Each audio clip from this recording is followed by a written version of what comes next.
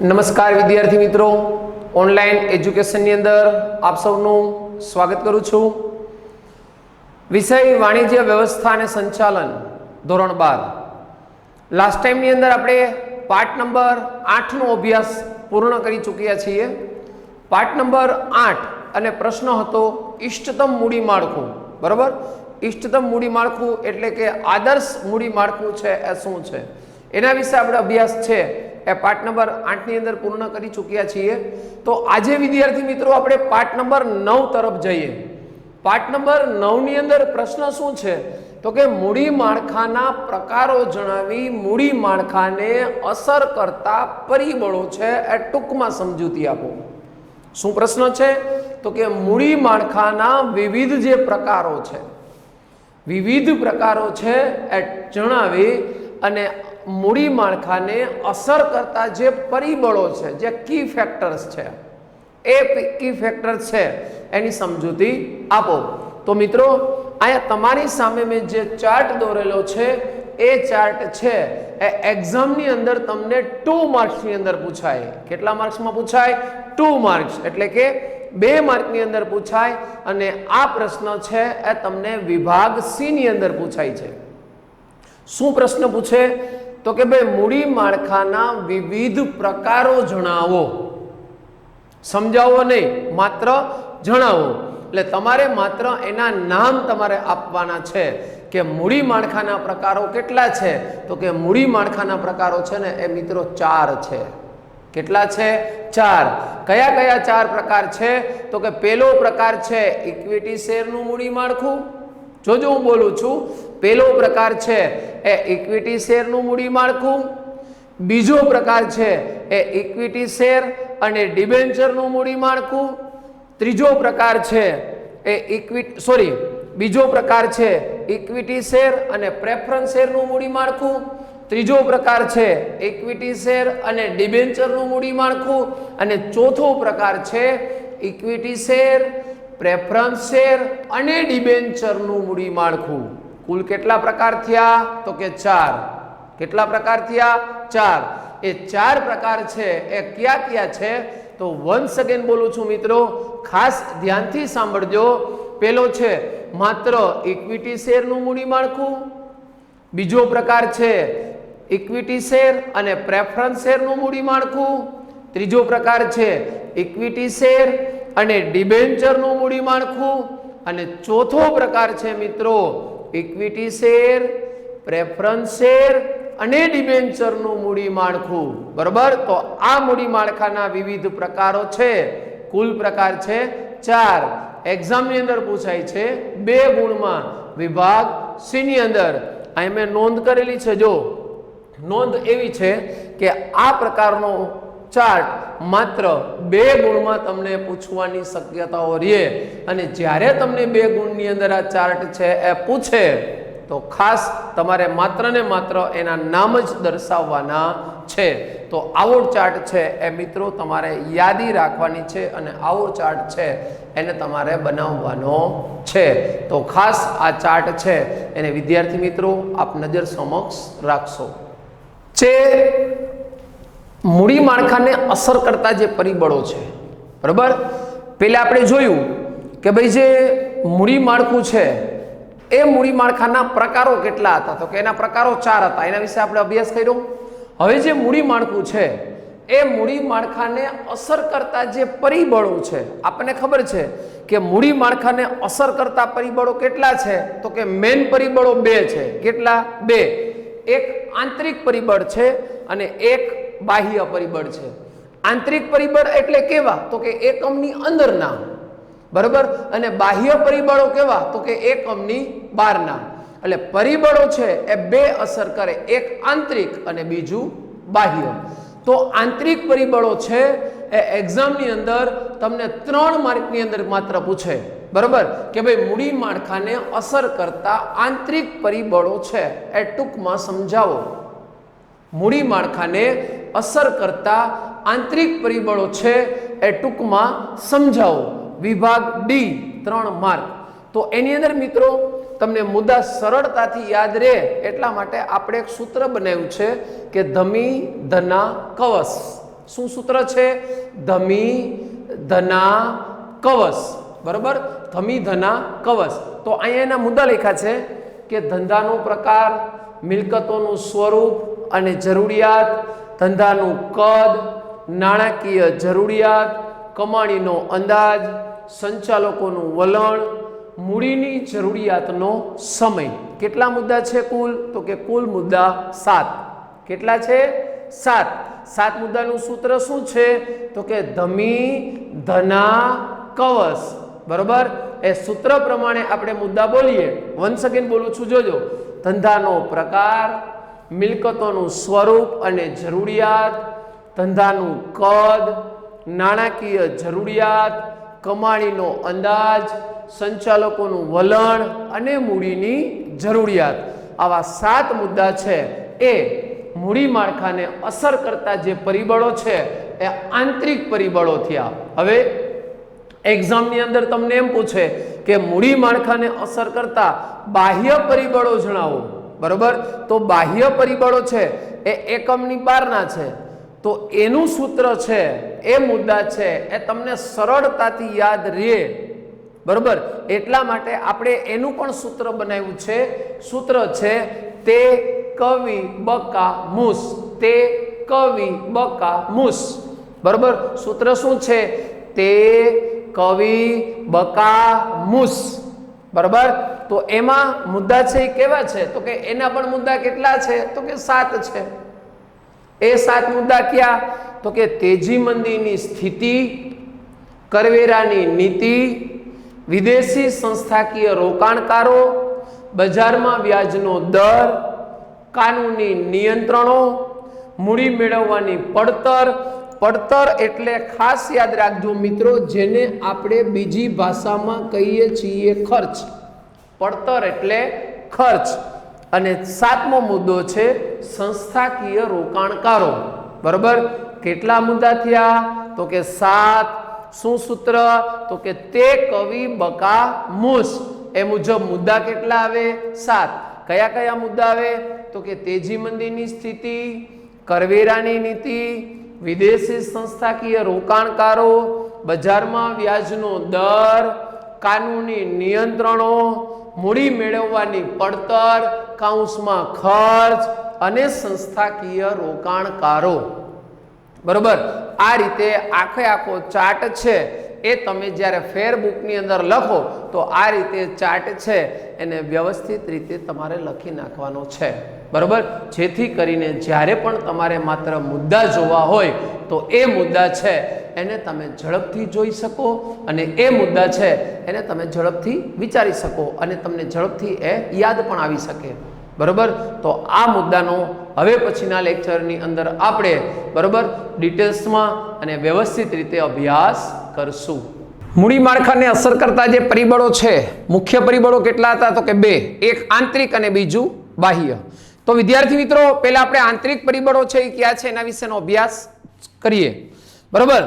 તો મૂડી માળખાને અસર કરતા જે પરિબળો છે એમાં આંતરિકની અંદર પ્રથમ છે ધંધાનો પ્રકાર.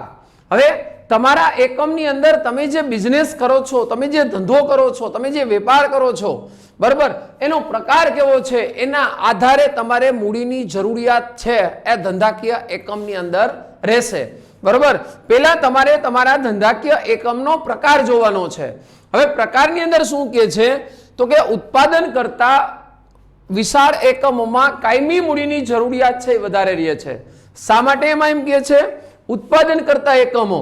હવે ઉત્પાદન કરતા એકમો એટલે શું? તો કે જે કાચા માલમાંથી વસ્તુને તૈયાર માલ વસ્તુ છે એ તૈયાર કરે છે અને એ વસ્તુને જ્યારે માર્કેટની અંદર એ મૂકે છે વેચાણ માટે, તો એની અંદર વધારે મૂડીની જરૂર પડે છે. શું કામ? તો કે માનો કે કોઈ વ્યક્તિ છે એ મોટર કાર બનાવે છે, બરાબર. ટાટા કંપની છે એ મોટર કાર બનાવતી હોય તો સ્વાભાવિક છે કે ભાઈ ટાટા કંપની છે એ મોટરનું ઉત્પાદન કરે છે, બરોબર. તો એ જે કારનું ઉત્પાદન કરે છે તો એ કારની અંદર જે નાનામાં નાનો સ્પેર પાર્ટ છે, મોટામાં મોટો સ્પેર પાર્ટ છે, એ બધી જ વસ્તુ છે એ કારની અંદર છે એ આવે છે. તો એ કાર કાચા માલમાંથી વસ્તુ આખી તૈયાર થાય ત્યાં સુધીની પ્રોસેસ છે ખૂબ જ લાંબા સમયગાળા માટે ચાલે છે, બહુ વધારે સમય છે ઉત્પાદનની અંદર માંગી લે છે. એક કાર બનાવતા કઈ 2-5 દી 10 દી ન થાય, બરોબર. એક કાર બનાવતા ઓછામાં ઓછા 15-20 દિવસ, મહિનો દિવસ સુધી કન્ટિન્યુ ચાલે, બરોબર. કારણ કે એક સાથે ઘણી બધી કાર છે એ બનાવતા હોય, એક સાથે મોટા એકમોની અંદર એક સાથે ઘણું બધું ઉત્પાદન છે એક સાથે થતું હોય, સામે માણસો પણ વધારે કામ કરતા હોય.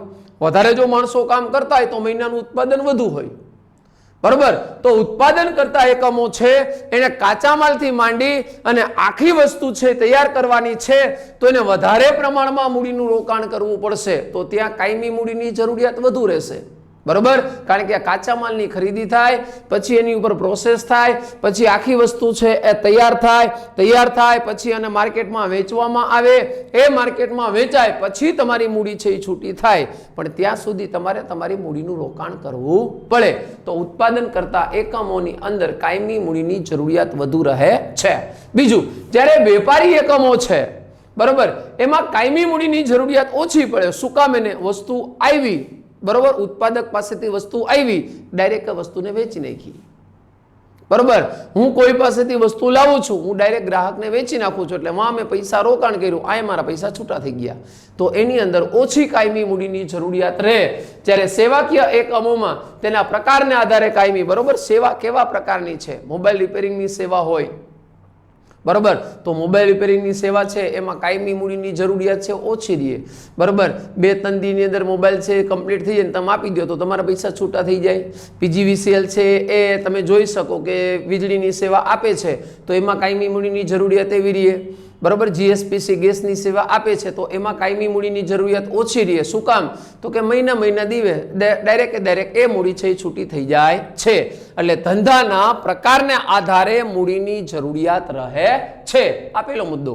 નંબર 2, મિલકતોનું સ્વરૂપ અને જરૂરિયાત. મિલકતો કેવી જોઈ છે, કેવા એનું સ્વરૂપ કેવું છે? ધંધાકીય એકમની અંદર એ મિલકતો છે એની જરૂરિયાત કેવા પ્રકારની છે? તો જોઈએ મિત્રો, મોટા પાયા પર કાયમી મિલકતોની ધંધામાં જરૂરિયાત વધુ હોય ત્યારે મૂડી માળખામાં ઇક્વિટી શેર છે એનું પ્રમાણ વધુ હોય. જ્યારે મોટા પાયા પર કાયમી મિલકતોની જરૂરિયાત હોય, મોટા પાયા પર ઉત્પાદન કરતા એકમ, મેં તમને જેમ કીધું કે ટાટા છે, રિલાયન્સ છે, બરોબર, સેમસંગ છે, નોકિયા છે, આ બધી જે વિશાળ કંપનીઓ છે એની અંદર મિલકતો, જે કાયમી મિલકતો છે એનું જરૂરિયાત છે એ ખૂબ જ વધારે પ્રમાણમાં હોય, બરોબર. કારણ કે ઉત્પાદન કરે છે એક વસ્તુનું નહીં, એક સાથે હોલસેલમાં ઉત્પાદન કરતી હોય તો કાયમી મૂડીની ધંધામાં જરૂરિયાત વધુ રહે છે, બરોબર. તો મૂડી માળખામાં ત્યારે કંપની શું કરે તો કે ઇક્વિટી શેરનું પ્રમાણ વધુ રાખે, બરોબર. શું કામ ઇક્વિટી શેરનું પ્રમાણ વધુ રાખે? તો કે ઇક્વિટી શેર દ્વારા ઝડપથી એ લોકો મૂડી છે મેળવી શકે, બરોબર. તો ત્યાં ઇક્વિટી શેર છે એ વધારે, કારણ કે વધારેમાં વધારે માલિકો છે એ કંપની અંદર ઊભા થાય અને વધુમાં વધુ રોકાણ છે એ કંપનીમાં મળે, વધારેમાં વધારે શેર છે એ કંપનીના વેચાય, તો ત્યાં મિલકતની જરૂરિયાત કેવી છે એ મુજબ ઇક્વિટીનું પ્રમાણ વધુ હોય. કાયમી મૂડીમાં રોકાણ વધુ હોવાને કારણે મિલકત ખરીદવી કે ભાડા પટ્ટેથી લેવી તે વિચારવામાં આવે. હવે માનો કે કાયમી મૂડીમાં રોકાણ તમારે વધુ કરવું છે તો તમારે વિચારવાનું કે તમે જે મિલકત લ્યો છો એ મિલકત તમારે ભાડા પટ્ટેથી ખરીદવી છે, બરોબર. એ મિલકત તમારે ભાડા પટ્ટેથી લેવી છે કે મિલકતનું તમારે ખરીદી કરવી છે. હવે સ્વાભાવિક છે કે જો તમે કંપની સ્થાપવાનો વિચાર કરો તો કંપની સ્થાપવી હોય તો તમારે વધારે મૂડીની જરૂર પડે. હું એમ કહું 5 કરોડમાં મારે કંપની ઊભી કરવી છે તો એમાં 2-3 કરોડ તો જમીનમાં વહી જાય, બરોબર. 1-8 કરોડ છે બાંધકામમાં વહી જાય, બરોબર. 1-8 કરોડ છે કાચા માલની અંદર વહી જાય, તો બાકીનું ઉત્પાદન માટે મશીનરી છે, યંત્રો છે, વાહનો છે, ક્યાંથી લેવા, બરોબર. જો તમારી પાસે વધારે મૂડી હોય તો એ વસ્તુ છે એ તમારે ખરીદવી યોગ્ય, પણ જો તમારી પાસે ઓછી મૂડી હોય અને તમારે વસ્તુનું ઉત્પાદન કરવું હોય તો સ્વાભાવિક છે તમારે વસ્તુ છે એ ભાડે પટ્ટે જ ખરીદવી પડે, ભાડે પટ્ટેથી જ રાખવી પડે, બરોબર. શા માટે? તો કે તમારી એકમની અંદર તમારે મૂડીની કેટલી જરૂરિયાત છે એના આધારે છે એ મિલકતો ખરીદવી કે ભાડા પટ્ટેથી રાખવી એનો વિચાર છે એ કરવામાં આવે છે. તો એને કહેવાય છે મિલકતોનું સ્વરૂપ અને જરૂરિયાત. કેવા પ્રકારની મિલકત જોઈએ છે એનું સ્વરૂપ કેવું છે અને એ મિલકતો છે એની ધંધાકીય એકમની અંદર જરૂરિયાત કેવી છે, બરોબર. કર્મચારીઓ છે એને લાવવા લઈ જવા માટે કાયમી માટે જ હોય તો સ્વાભાવિક છે છે કે ભાડા પટ્ટેથી મોંઘું પડે તો એ તમારે વાહનો છે એ ખરીદી લેવા પડે. શા માટે? તો કે તમારે એની કાયમી જરૂરિયાત છે. આ મોટા મોટા બિલ્ડરો છે એ તમે જોઈ શકો કે જે બિલ્ડિંગ ઊભી કરે છે તો એના જે ખાડા કરવાના જે ઓલા મોટા મોટા યંત્રો છે જેને શું કહેવાય કે એવું કાંઈક બુલડોઝર કેવા કંઈક કહેવાય, બરોબર, તો એ લોકો ભાડા પટ્ટે રાખે એને કાયમી ખરીદીને એમાં કાયમી રોકાણ ન કરે. કારણ કે એને ખબર છે કે ભાઈ આની જરૂરિયાત ક્યારે, તો કે હવે પાછી બિલ્ડિંગ બનાવશું ત્યારે જ પડશે. તો એ લોકો એની અંદર કોઈ મોટું રોકાણ કરતા નથી એટલે ખરીદતા નથી, તો એ વસ્તુને ભાડા પટ્ટેથી રાખે. બરોબર, એટલે એ મિલકતનું સ્વરૂપ કેવું છે અને ધંધામાં એની જરૂરિયાત કેટલી છે એ મુજબ તમારે નિર્ણય લેવાનો છે. નંબર 3, ધંધાનું કદ. મોટા કદના એકમોમાં પ્રવૃત્તિ વિશાળ પાયા પર થતી હોવાથી મોટા પ્રમાણમાં કાયમી મૂડીની જરૂર પડે છે. હવે જે મોટા કદના એકમો છે, જે વિશાળ એકમો છે, બરોબર, એ વિશાળ એકમોની અંદર આપણને ખબર છે કે વધારે મૂડીની જરૂર પડે. શા માટે? તો કે ઉત્પાદન પ્રવૃત્તિ થાય છે. કાચા માલમાંથી વસ્તુ છે એ તૈયાર કરે છે. તો કાચા માલમાંથી જ્યારે વસ્તુ છે એ તૈયાર કરતા હોય તો ત્યારે વધારે પ્રમાણમાં મૂડીની જરૂર પડે. કારણ કે એકમનું કદ પણ કેવડું છે? તો કે વિશાળ પ્રમાણમાં છે. બરોબર, હમણાં મેં તમને 4-5 કંપનીઓના નામ આપ્યા. બરોબર, આ બધી કંપનીઓ એવી છે જેનું ઉત્પાદન થાય છે, પણ એકમમાં કંપની કેવડી? તો કે વિશાળ. ઓછામાં ઓછી લગભગ 40-50 કિલોમીટર વિસ્તરેલી કંપનીઓ હોય.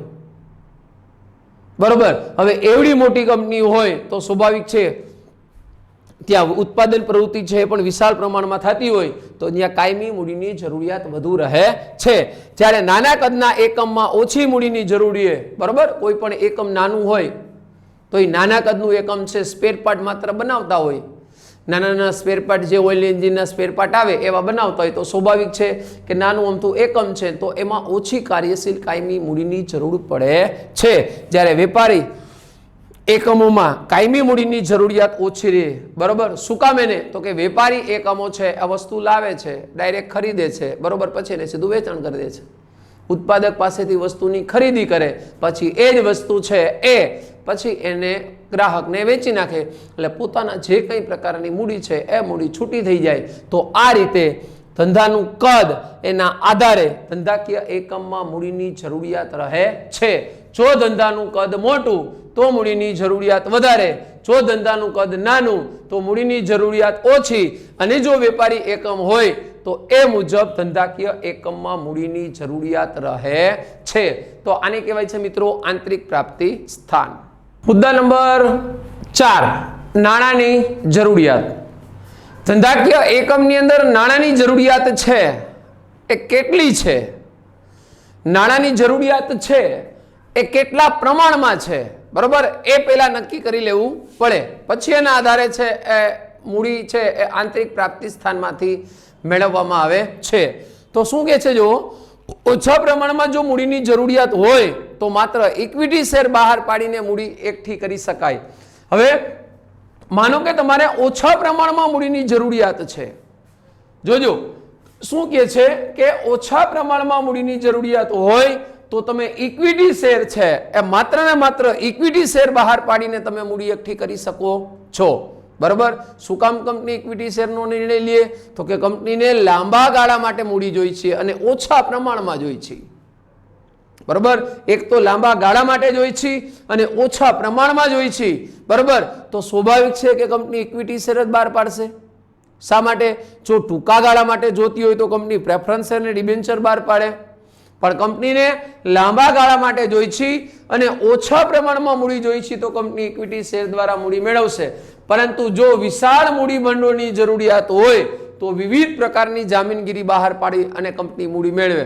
હવે માનો કે કંપનીને વિશાળ પ્રમાણમાં મૂડીની જરૂરિયાત છે, કંપનીને વસ્તુનું ઉત્પાદન કરવું છે અને એક સાથે જથ્થાબંધ વસ્તુનું ઉત્પાદન કરવું છે, ત્યારે કંપની વિશાળ પ્રમાણમાં મૂડીની જરૂરિયાત રહેશે. અને વિશાળ પ્રમાણમાં જ્યારે મૂડીની જરૂરિયાત રહે ત્યારે મિત્રો હંમેશા કંપની છે વિવિધ પ્રકારની જામીનગીરી બહાર પાડે. બરાબર, બોન્ડ બહાર પાડે, ડિબેન્ચર બહાર પાડે, કન્વર્ટિબલ ડિબેન્ચર, ડિબેન્ચરના જે અલગ અલગ પ્રકારો છે, ઇક્વિટી શેર, પ્રેફરન્સ શેર, એના અલગ અલગ પ્રકારો છે. તો એના દ્વારા છે એ કંપની છે એ જાહેર જનતા પાસેથી મૂડી મેળવે છે.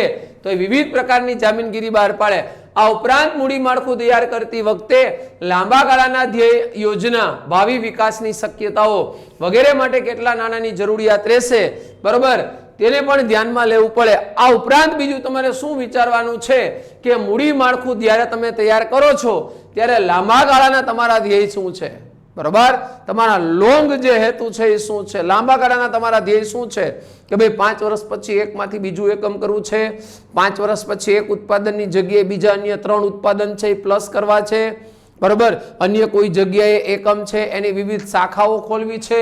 તો એ લાંબા ગાળાના ધ્યેય શું છે, તમારી યોજનાઓ છે એ કેવા પ્રકારની છે, તમારે ભવિષ્યમાં વિકાસની શક્યતાઓ છે એ પણ શું છે, એને ધ્યાનમાં રાખી અને કંપની છે એ નાણાકીય જરૂરિયાતો છે એ મેળવે છે. એટલે આ બધી જ વસ્તુ છે એને ધ્યાનમાં લેવી પડે. નંબર 5, કમાણીનો અંદાજ. હવે કમાણી કેટલી થશે એ તમારે અંદાજ લગાવવાનો છે. કમાણી જ્યારે છે, કમાણી 2 પ્રકારની થાય. એક કમાણી સ્થિર થાય, એક અસ્થિર થાય. નફો છે એ અસ્થિર છે, બરોબર. જ્યારે કંપની કોઈ વસ્તુની લેતી દેતી માત્ર કરતી હોય તો એ સ્થિર કમાણી છે કે ભાઈ આ વસ્તુ 50 માં આવી, આપણે 70 માં વેચવાની છે, આપણને 20 રૂપિયા જ મળશે, તો 20 રૂપિયા છે સ્થિર જ છે. એટલે કમાણીનો જે અંદાજ છે, ધંધાની કમાણી છે સ્થિર કે અસ્થિર હોઈ શકે, બરોબર. ધંધાની કમાણી 2 હોય, કાં સ્થિર હોય કાં અસ્થિર હોય.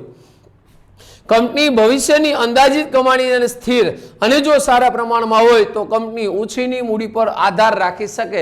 હવે માનો કે કંપનીની ભવિષ્યની અંદાજિત કમાણી છે સ્થિર છે, ખબર છે કે ભાઈ આ કંપનીને આટલું નાણું મળવાનું જ છે, આટલી મૂડી મળવાની જ છે, આટલું ઉત્પાદન થશે અને એ આટલી કંપની છે, આપણે આટલી જે મોટર બનાવેલી છે, કાર બનાવેલી છે, એ વાર્ષિક આટલું ઉત્પાદન થશે જ, એ નક્કી જ છે. તો ત્યારે કંપનીની જે કમાણી છે ને સ્થિર થઈ ગઈ. તો સ્થિર કમાણી જ્યારે હોય ત્યારે કંપની હંમેશા ડિબેન્ચર દ્વારા ઓછીની મૂડી મેળવશે, કારણ કે એમાં વ્યાજનો દર નિશ્ચિત છે, બરોબર. તમે વધારે કમાણી કરો તો એ વ્યાજ જેટલું થાય ને એટલું જ ચૂકવવાનું છે, બરોબર. ત્યારે કંપની છે એ હંમેશા ધ્યાન રાખજો, ઇક્વિટી શેર દ્વારા કે પ્રેફરન્સ શેર દ્વારા મૂડી નહીં મેળવે. શું કામ? તો કે જેટલો નફો વધારે થાય ને ડિવિડન્ડ એટલું વધારે ચૂકવવું પડે.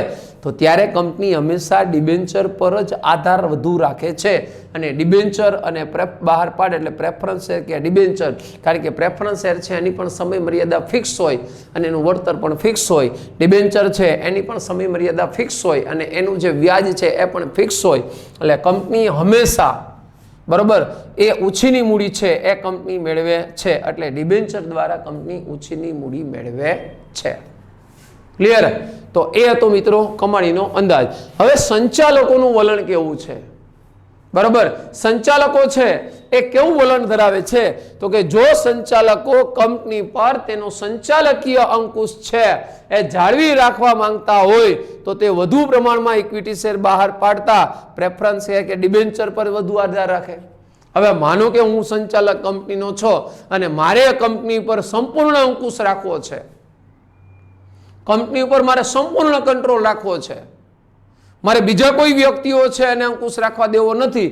તો સંચાલકનું વલણ જ્યારે આવું હોય અને પોતે જ સંચાલકીય અંકુશ જાળવી રાખવા માંગતા હોય તો એ લોકો વધુ પ્રમાણમાં ઇક્વિટી શેર બહાર પાડશે નહીં, કારણ કે જેટલા વધુ શેર ઇક્વિટી શેર બહાર પાડશે એટલા વધુ માલિકો છે એ એકત્રિત થશે અને બધા વ્યક્તિ છે સંચાલનમાં ભાગ લઈ શકશે.